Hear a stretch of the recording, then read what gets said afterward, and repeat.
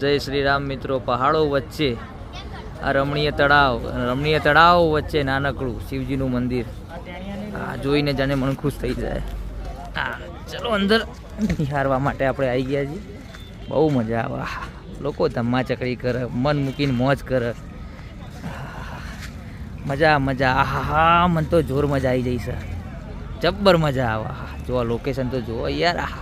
હૃદયને મન ગમતું લોકેશન છે.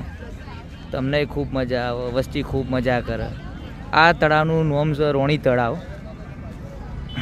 ઈડર જતા આવે છે. ઉપર ઈડરીઓ ઘટ દેખાય તમને. જુઓ, બહુ મજા આવે. આવું કુદરતી વાતાવરણ વચ્ચે રહો તો આબોહવા સારી મળે ને મજા એ આવે. આખી જિંદગી કેટલા રહેવાના. હા જુઓ, વાદળ કેવા જાય છે ધીમે ધીમે. હા, મજા કરો મિત્રો.